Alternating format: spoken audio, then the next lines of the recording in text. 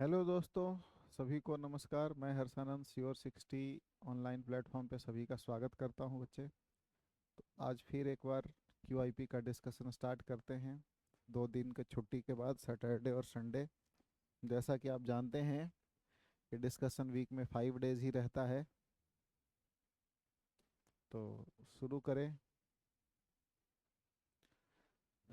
सभी बच्चों से अनुरोध है कि वीडियो जैसे ही आप तक पहुंचे इसको शेयर करना ना भूलें, ठीक है? ये तो करना ही करना है। क्वेश्चन नंबर 1 है, they usually allege that there is a delay in procuring stationery due to the faulty procedure. तो they usually, ठीक है, allege that, इसके हिसाब से ये भी ठीक है। प्रेजेंट में है there is a delay in procuring, ये भी ठीक है। स्टेशनरी, ये भी स्पेलिंग भी ठीक है।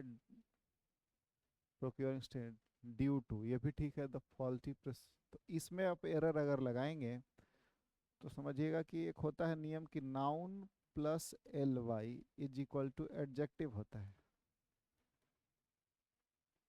और इसको बेसिकली लोग क्या समझ लेते हैं कि फॉल्ट से बना है, FAULT, ये फॉल्ट नाउन है।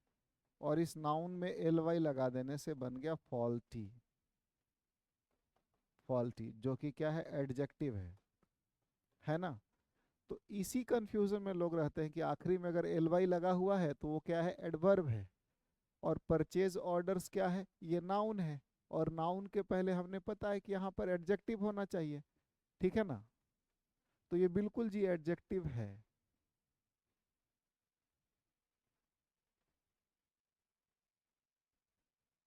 फॉल्ट से फॉल्टी, अच्छा एल वाई वाला सिस्टम भी नहीं है इसमें, तो फॉल्ट टी वाई लगा हुआ है।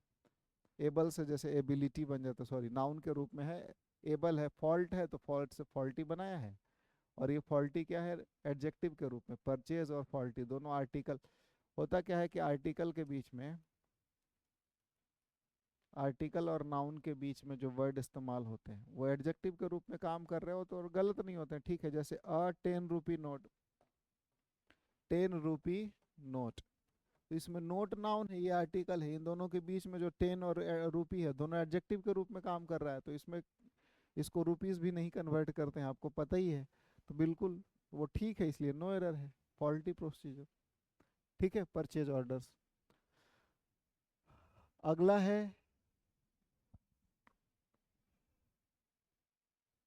कहता है क्वेश्चन कि the prime minister Modi addressed the nation emphasizing the importance of digital India initiatives for economic growth. तो इसमें पूछ रहा है क्या कि ये कौन सा तरीके का फ्रेज है। ये क्वेश्चन पहले करवा चुका हूँ। आसान है, बहुत डिफिकल्ट नहीं है। अगर जो बच्चे सोच पाए तो बताएं, बाकी मैं अभी तुरंत बताऊं। जल्दी से देखिए और बताइए क्या होगा। देखो, सीधा हम देखते हैं कि emphasizing ये पार्टिसिपल है। तो जितने भी फ्रेजेस जो पार्टिसिपल पे से स्टार्ट होते हैं, तो बेसिकली हम डायरेक्ट या तो एडजेक्टिव क्लॉज भी कह सकते हैं, पार्टिसिपल फ्रेज क्लॉज भी कह सकते हैं, ठीक है? तो पार्टिसिपल फ्रेज है ना, तो पार्टिसिपल क्लॉज होगा।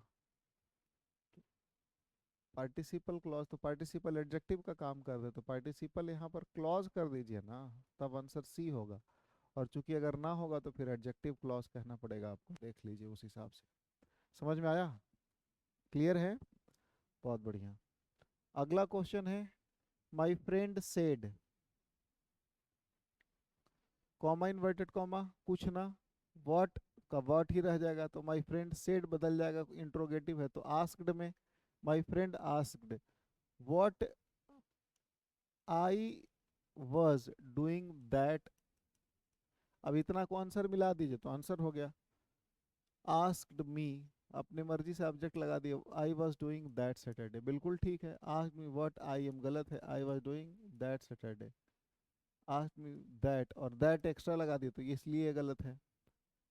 I was doing this Saturday, देखिए ये गलत है। सारे के सारे गलत हैं, एक ही ऑप्शन ठीक है जिसमें सारी बातें मैच कर रही हैं।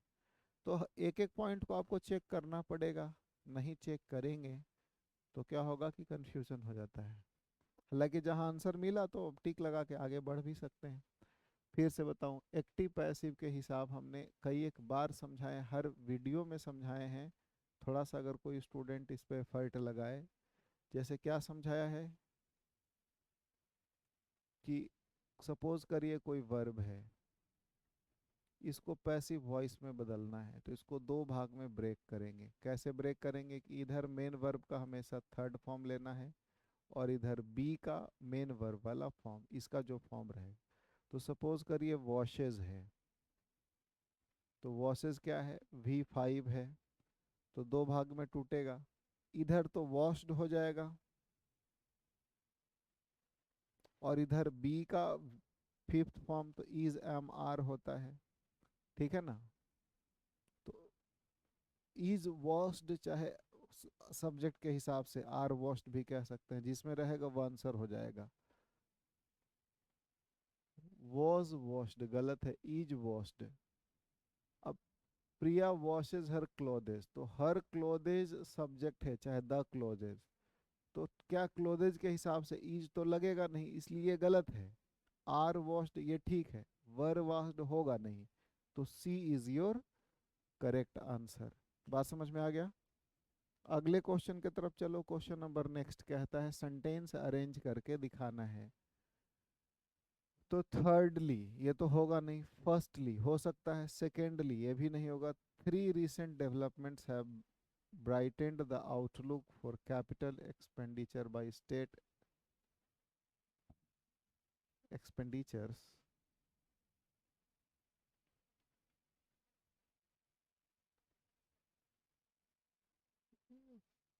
बीस, तो तीन आउटलुक का बात कर रहा है, करेगा तब ना एक दो तीनों को काउंट करवाएगा, तो इसलिए सबसे पहले डी होना चाहिए, तो बाकी सब कट गए। तो डी के बाद फर्स्ट सेकंड थर्ड, तो डी के बाद बी ले लेंगे तो फर्स्ट हो गया, उसके बाद सेकंड सी में है तो बी सी, तो D B C D B C, ये वाला आपका करेक्ट आंसर हो गया, बात खत्म। कितना आसान है। अगला क्वेश्चन है, करिए इसको। My daughter told me that maths is him favourite subject. ये भी बहुत आसान है, ये किसी का गलत नहीं होना चाहिए। क्यों? क्योंकि डॉटर के लिए आपको पता है we should use her instead of him, है ना। हो गया सही। अगले क्वेश्चन की तरफ बढ़े। क्वेश्चन नंबर नेक्स्ट आपका क्या कहता है, ये भी सेंटेंस अरेंजमेंट है, इसको भी करिए, करके देखिए। Just try it once then I will discuss. As a consequence, very little was known of the INA in India. Bose was portrayed as a dissenting radical maverick driven by personal ambitions. The British called it chiefs, Japanese inspired forces. तो British किसी चीज को कहेगा पहले बना होगा तभी ना। The British endeavored to black out news concerning the Indian National Army throughout its existence. ये पहला सेंटेंस हो सकता है। Bose was portrayed as a dissenting radical maverick driven by personal ambitions as a consequence, तो ये भी नहीं होगा, ये भी नहीं होगा, तो बचे डी या बी में से। अब डी और बी ये तो कट गए, अब डी से है या बी से है, ठीक है। तो कहते हैं कि Bose was portrayed as a dissenting radical maverick, तो क्यों मावेलिक उनको कंसिडर किया गया, driven by personal ambitions. The British endeavoured to black out news concerning the Indian National Army throughout its existence, तो पहले तो ब्रिटिश की चर्चा करेगा, डी शुड बी देयर। उसके बाद फिर क्या कहेगा, as a consequence very little was known of the INA in India, B से भी हो सकता है। ये वाला तो हमेशा क्या आएगा, इसके the British endeavour to black out the news concerning, तो डी के बाद हमेशा ये आएगा। इसी का परिणाम है, ये कारण है और ए इसका परिणाम है। कोई एफर्ट लगाया कि ब्रिटिश एंडेवर लगाया कि ब्लैकआउट कर दिया कोई भी न्यूज़ जो कि इंडियन नेशनल आर्मी से कनेक्टेड था, तो उसका परिणाम क्या हुआ कि एज ए परिणाम स्वरूप बहुत कम जाना जाता था इंडिया के में, बहुत कम जानकारी था लोगों को आईएनए के बारे में। तो डी के बाद हमेशा ए आएगा, याद रखना। तो अब इसमें डी के बाद ए नहीं है, तो एक तो हमारा और कट गया, बचता है बी सी डी ए, चाहे D A B C B. और बाकी आगे पढ़ के देख लो।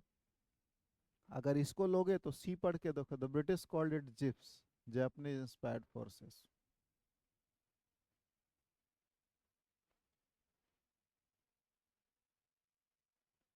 Bose was portrayed as a dissenting radical Marvel driven personal ambitions। DACB हो सकता है, लग तो रहा है। बाकी इसको पढ़ के देख लेते हैं। B, Bose was portrayed as a dissenting radical Marvel driven personal ambitions। C, the British called it JIF. तो ये भी बी के बाद सी इसलिए नहीं आ सकता है, क्यों नहीं आ सकता है कि ब्रिटिश कॉल्ड इट जो प्रोनाउन आया है आईएनए के लिए आया है, Indian IN Indian National Army के लिए आया है। तो इसका मतलब बी के बाद सी नहीं आ सकता, याद रखना। तो इन दोनों में बी के बाद सी ए आया है, इसलिए गलत है। तो आपके पास एक ही ऑप्शन बचा, दैट इज सी, DACB। समझ में आया? आगे बढ़ते हैं। कहता है कि the little boy demanded colourful balloon ribbons in the village fair. When the father didn't pay heed to his demands, the boy made a dash। तो जब उसके पिताजी ने कोई उसके डिमांड पर कोई ध्यान नहीं दिया, तो बॉय क्या किया, क्लोवेन हुफ, खूर तो गाय का नहीं बनेगा, वेरी फेश मतलब क्या होता है, एक उदास चेहरा बना लिया। B should be there. अगला है कि रॉन्गली स्पेल्ड वर्ड, तो एल एलमनी, एलमनी माने क्या होता है, एलुमिनस एक वर्ड है, ALUMNUS। एलुमिनस माने होता है, इसका फीमेल होती है, प्लूरल होता है, सॉरी प्लूरल होता है एलुमिनी। एलुमिनस माने होता है old student of a college और यूनिवर्सिटी। किसी कॉलेज या यूनिवर्सिटी के पुराने छात्र को देखो एलुमिनस बोलते हैं। उसका प्लूरल क्या होता है, एल्यूमिनी होता है, और इसका फेमिनिन होता है एल्यूमिना, एल्यूमिना। इसका प्लूरल होती है एल्यूमिने, ALUMNA, एल्यूमिने या एल्यूमिनाज कहते हैं। ये दोनों इसके प्लूरल हैं। Female, old female student of a college और यूनिवर्सिटी को हम बोलते हैं एल्यूमिना। बात समझ में आया? अच्छा, तो ये तो ठीक ही है। फिर कॉन्क्रीट का भी ठीक है, एक्वायर भी ठीक है, कंड्यूसिव का CONDUCIV होता है शायद। तो ये D should be the correct answer. ठीक है, क्लियर हो गया।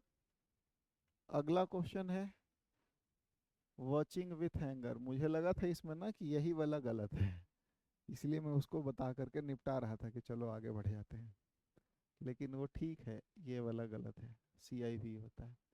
बोल्ड, ऑल आईज का मतलब क्या होता है, पूरी तरीके से सारी आंखें कहीं आपने फोकस कर दी, what does it this phrase mean. Watching with anger, गुस्से में तो नहीं देख रहे हैं, वॉचिंग ईगरली, बहुत ध्यान से देख रहे हैं, पूरा पूर्ण फोकस। ऑल आईज मतलब पूर्ण फोकस, है ना, मतलब बहुत ही इच्छा के साथ ईगरली किसी चीज को देखना।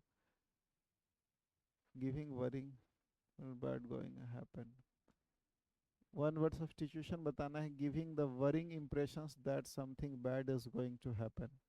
डिसोलेट माने तन्हा होता है, सस्पिशियस माने संदेह होता है, ओमिनस मतलब होता यही होता है, ब्लीक मतलब कोई चीज खराब, फिल्थी, बैड होता है। ठीक है, अगले क्वेश्चन की तरफ बढ़े। Question number, the malice he developed for all caused a lot of damage. तो मैलिस का क्या पूछा है, उल्टा शब्द बता रहा है। ठीक है, तो मैलिस का मतलब निगेटिव ही होता होगा, आप देख पा रहे हैं तो सोच समझ के फटाक से बताइए।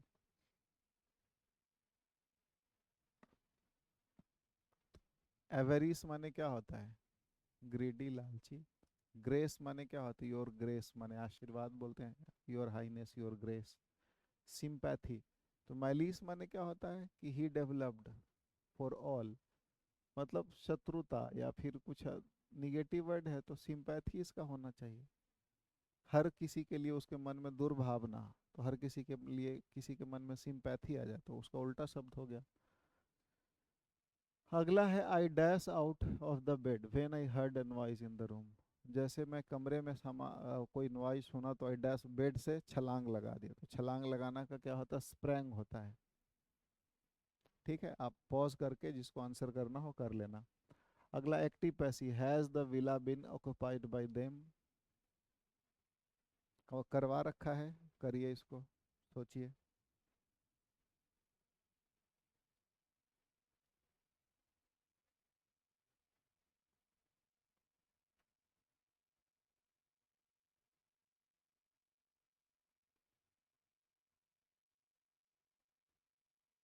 हो गया।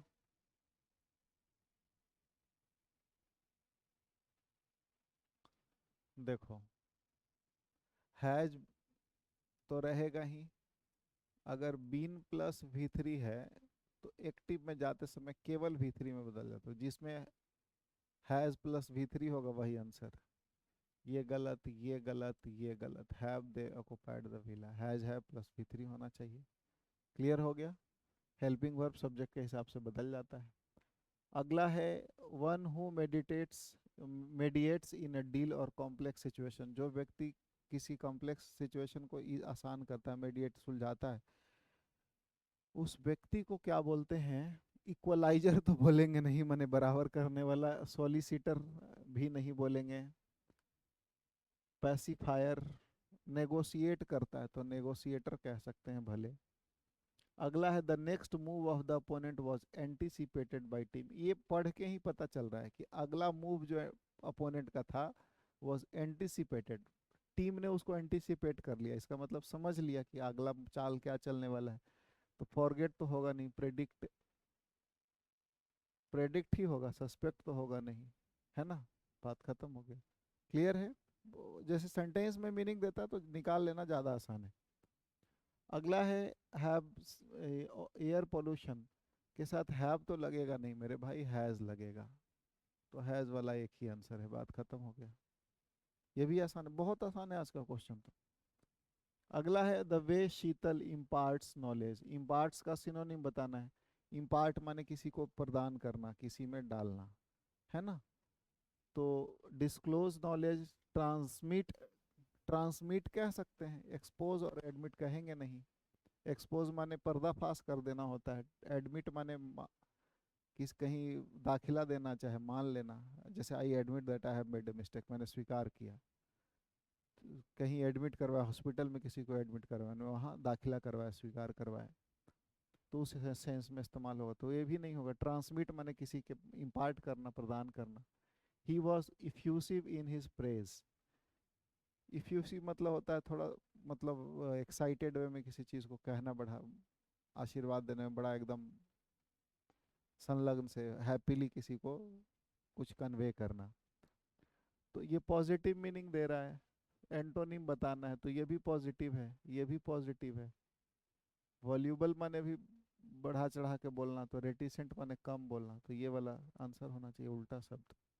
समझ में आ गया। अगला है tilt the wind mills. Wind mills को टिल्ट करने का मतलब क्या होता है। देखो, ऐसे मुहावरा में सबसे अच्छा एक बात है, ये समझना।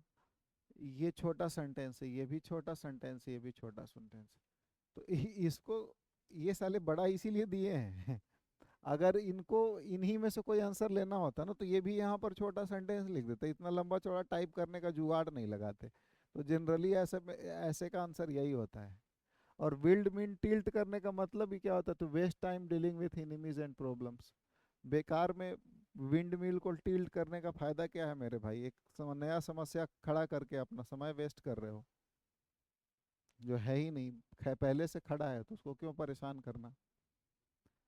चलो, इसको पढ़ लेते हैं। छोटा सा पैसेज या बड़ा पैसेज पहले देख लें।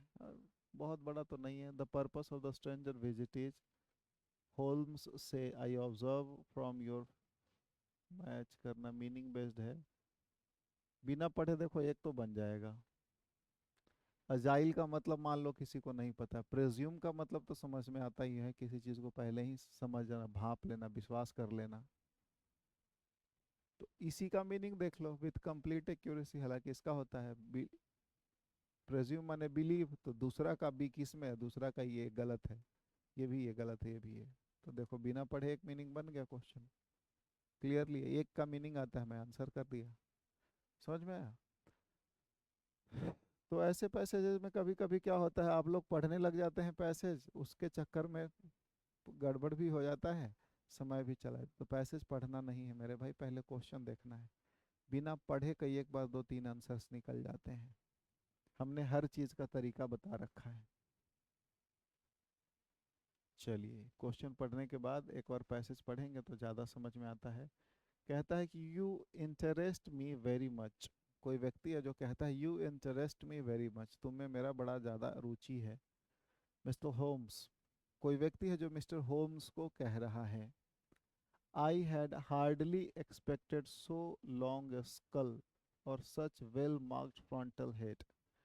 अब उसका किस, होल्म्स का तारीफ कर रहा है, किस चीज़ का, उसके खोपड़ी का कर रहा है, या लंबा कोई किसी का, होल्म्स का बड़ा लंबा फेस है उसका कह रहा है कि मैंने शायद ही कभी एक्सपेक्ट किया हो सच ए लॉन्ग स्कल और such well marked frontal head. उसका बहुत बढ़िया जो फ्रंट हेड का पार्ट है वो बहुत बढ़िया उसको लगा, है ना। A cast of your skull sir until the original is available would be an ornamental to any anthropological museum। जब तक कोई दूसरा आपके जैसा व्यक्ति नहीं हो जाता है तब तक क्या है कि अगर ये आपका स्कल एक म्यूजियम में रखा जाए, एंथ्रोपोलॉजिकल म्यूजियम में, तो एक बहुत बढ़िया ये होगा। ठीक है। It is not my intention to be fulsome but I confess that I covet your skull, said the strange visitor. कोई स्ट्रेंज विजिटर आया है और सर होल्म्स के स्कल का तारीफ कर रहा है, और दो चार शब्द उसके, चंद शब्द उसके तारीफ में कहें कि तुम्हारे स्कल बहुत मुझे पसंद आए, अगर ये दूसरा जब तक आपके जैसा कोई ना हो जाए तो ये म्यूजियम में बड़ा सजने का काम आएगा। और कहता है कि उसका इंटेंशन बहुत आगे बोलने का नहीं, but I confess I covet your skull. Covet माने ओपन योर स्कल, कोवेट माने ओपन करना होता है।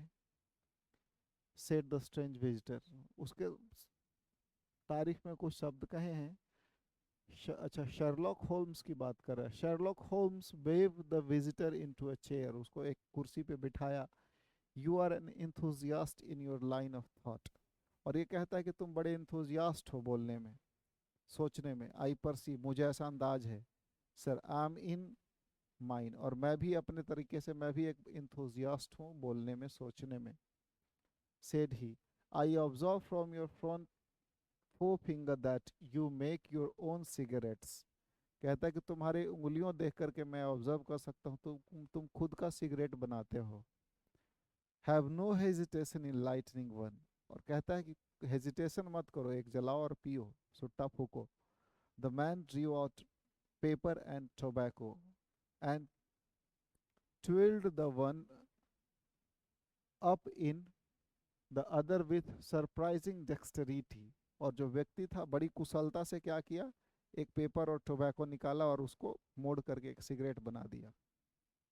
डेक्सटरिटी माने कुशलता से होता है।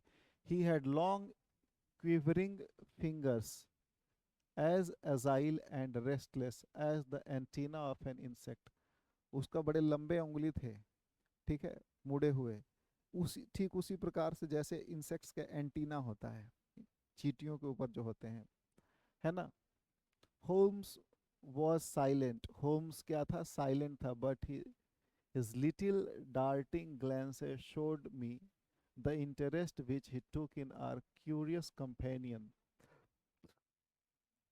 साइलेंट था लेकिन जो स्ट्रेंजर को था क्या था कि उसको थोड़ा उसके साइलेंस में कुछ इंटरेस्ट जागा। आई presume, वो कहता है कि मैं सोच पा रहा हूँ या विश्वास कर रहा हूँ, sir said he at last, उसने आखिरी में कहा, that it was not merely for the purpose of examining my skull that you have done me the honor to call her at last night again today। और Holmes क्या कहता है कि मुझे ऐसा भरोसा है कि तुम मेरे स्कल के लिए बात करने के लिए नहीं, बल्कि कुछ और पर्पस के लिए तुम मुझे यहाँ पर बुलाए हो, कॉल किए हो पिछले रात भी। No sir, no, though I'm happy to have had an opportunity of doing that as well. I came to you, Mr. Holmes, because I recognize that I am myself an impractical man, and because I am suddenly confronted with a most serious and extraordinary problem. तो Holmes को stranger कहता है कि मैं एक impractical व्यक्ति हूँ और कुछ एक बड़ा प्रॉब्लम में फंसा हूँ, इसलिए आया हूँ आपके पास। Recognising as I do that you are the second highest expert in Europe, और ये जानते हुए कि आप सेकेंड हाईएस्ट यूरोप के एक्सपर्ट हैं। Indeed sir, may I enquire who has the honour to be the first. तो होम्स पूछता है कि क्या मैं जान सकता हूँ कि पहला व्यक्ति वो कौन है जो सबसे आपके नज़र में सबसे ज़्यादा ऑनरेबल है। Asked Holmes with some asperity to the man of the precisely scientific mind, the work of Monsieur Bert Bertillon must always appeal strongly. तो पहले वाले व्यक्ति का आदमी का नाम बताए। Then had you not better consult him, I said, sir, to the precisely scientific mind, but as a practical man of affairs, it is acknowledged that you stand alone. लेकिन प्रैक्टिकल मैन अफेयर्स के practical बिल्कुल practical होने के मामले में तुम पहले number पे हो। होल्म्स को बोलता है, I trust sir that I have not inadvertently just a little, said Holmes. I think Dr. Mortimer, you would do wisely if without more ado, you would kindly tell me plainly what the exact nature of the problem is in which you demand my assistance. और फिर home आखिरी में पूछता है कि तुम किस कारण, तुम्हारा एग्जैक्ट प्रॉब्लम क्या है जिसके लिए तुम मेरा सहयोग मांगने आए हो। बस बात खत्म हो गया, फर्जी है, कुछ है नहीं, दोनों बीच का कन्वर्सेशन है। The purpose of the stranger, stranger के विजिट करने का पर्पस क्या था बताओ। कंसल्टेंट चाहिए था कि होम्स का को इन्फीरियर फील करवाना, कि famous man, to see the famous man, क्योंकि होल्म्स बहुत बड़ा था इसलिए आया था कि उसके स्कल का पढ़ाई करने आया था, तो जाहिर सी बात है उसको कंसल्ट करने आया था। अभी पढ़े हो।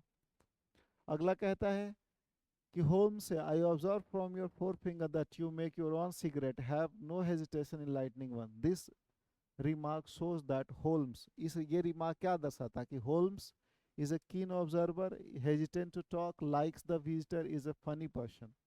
बहुत बढ़िया से ऑब्जर्व कर लिया, उसके फिंगर को देख के ऑब्जर्व कर लिया, तो क्या हो सकता है इसका आंसर, बोलिए। बहुत बढ़िया, कीन ऑब्जर्वर हो जाएगा। अगला कहता है, ये तो बना ही दिया था। अगला कहता है कि व्हाट इज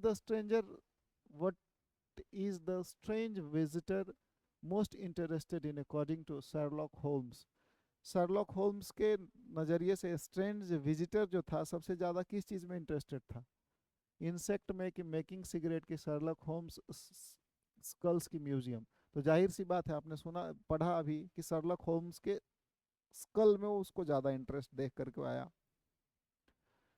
आगे क्या कहता है कि the visitor had chosen Holmes to solve his problems because he believe that, visitor Holmes को ही चुना कि उसके प्रॉब्लम्स को सॉल्व करेंगे।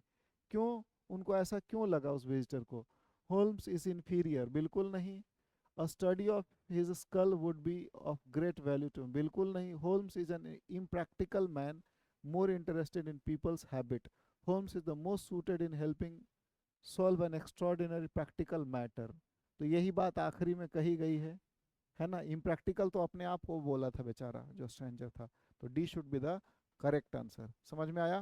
तो इसी तरीके से ऐसे ही आपको हर रोज़ सॉल्यूशन चाहते हैं तो इस वीडियो को ज़्यादा से ज़्यादा लाइक करें, शेयर करें अपने फ्रेंड्स के साथ। आज के लिए बस इतना ही। सभी को नारायण नारायण, शुभ रात्रि, जय हिंद, जय भारत।